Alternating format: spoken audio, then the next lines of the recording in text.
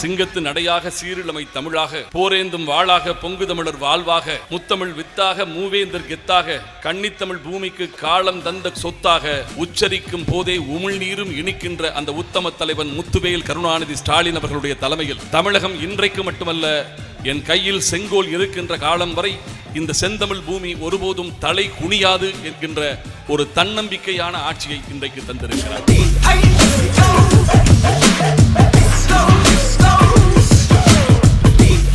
தமிழ்நாடு என்றைக்கும் தலை குனியாது என்பதை நிரூபித்து இரண்டாவது முறையாக அவர் முதலமைச்சராக ஆகும் பொழுது நமக்கெல்லாம் 2000 ரூபாய் மகளிர் உரிமை தொகை தருவதாக அறிவித்திருக்கின்றார்.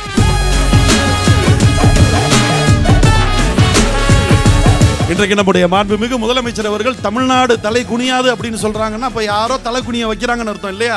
அவர்கள் நம்மை தலை குனிய வைக்க முயற்சி செய்கிறார்கள். தலை குனிய மாட்டோம் என்று நம்முடைய முதலமைச்சர் சூளுரை சொல்றார். ஒரு அரசாங்கம் மக்களுக்கு கொடுக்கிற பணத்துக்கு உதவித்தொகைன்னு தான் பெயர் வைக்கலாம். ஆனா எங்க தலைவர் இதை உரிமை தொகைன்னாரு. ஒரு குடும்ப தலைவி அந்த குடும்பத்தில் செய்கிற வேலைகளுக்கு உதவி செய்ய வேண்டியது கடமை, பணம் வாங்க வேண்டியது உரிமை.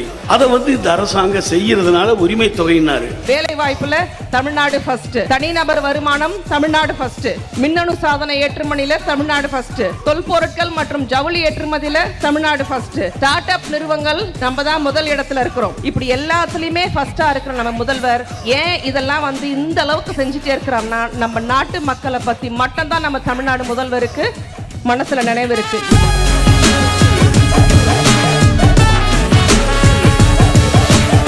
நம்முடைய கழக தலைவரும் தலைமையும் விரும்புவது, நாட்டு மக்கள் எதிர்பார்ப்பது ஸ்டாலின், ஸ்டாலின், தமிழ்நாடு, தமிழ்நாடு.